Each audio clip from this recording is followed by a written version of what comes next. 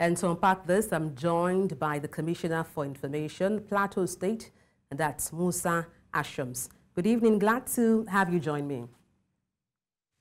Good evening. I'm glad to be on your program this evening. The pleasure is all mine. Let me start by asking you, what are the circumstances surrounding the curfew imposed, in Jos? First of all, we want to thank those that stepped out for peaceful protest, and to tell those that we had a situation whereby peaceful protesters were carrying placards. Then, lo and behold, some miscreants and hoodlums decided to carry clubs, sticks, machete, and other dangerous weapons. And yesterday on the Bauchi Road, Zololo Junction area, they released unleashed mayhem on our people. And as a proactive government, we are advised by security agencies to impose a curfew on the Jos Bukuru Metropolis, so as we watch activities as they unfold before lifting or relaxing the curfew. So as we speak, there is still curfew imposed on Jos Bukuru Metropolis because of the activities of these miscreants. Yesterday, we saw videos, and some of us witnessed physically, where they were warning business owners to close down shops and join them in the protest today. We've had peaceful atmosphere, peaceful ambience, starting from the first until yesterday, where we had the breach of peace, and the governor decided, based on the advice given by security agencies, to impose a curfew on the city to avert further destruction and of lives and property. So we don't want a situation whereby we will count our losses, then afterwards begin to impose a curfew on the city. That is why, as a proactive government, as a responsible and responsive government, a curfew was imposed on the city to avert any future dastard occurrence.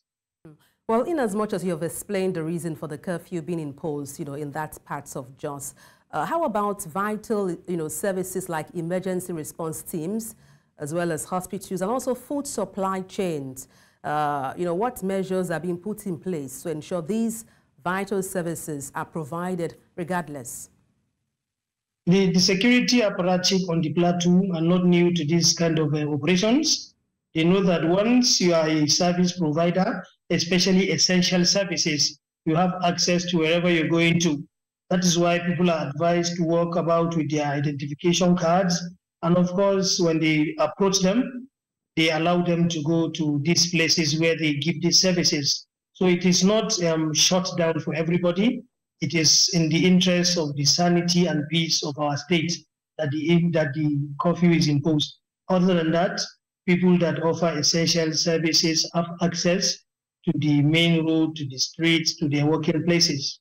Like I speak with you, I just finished a radio program, and I'm within the vicinity of the radio station, which is some kilometers away from where I live. So there is some level of movement, but it's not for everyone. When you say, there are some level of movement, but not for everyone, I'm wondering what arrangements have been put in place to cater to people like the elderly or even those having disabilities who need care while this curfew is ongoing. I don't know which angle you're coming from.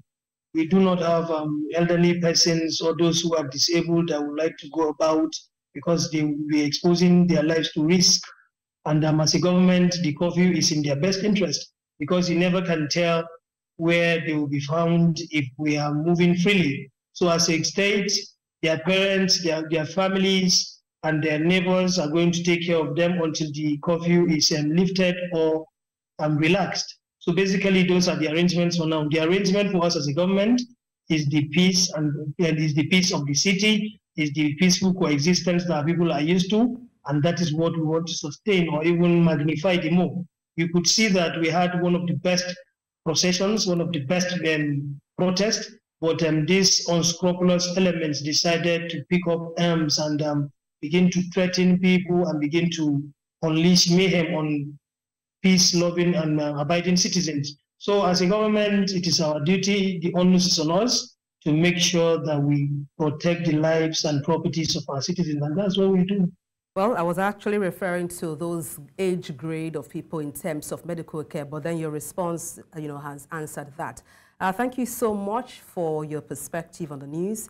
Musa Ashoms, Commissioner for Information, Plateau State. Many thanks once again. Thank you for having me. God bless Plateau State.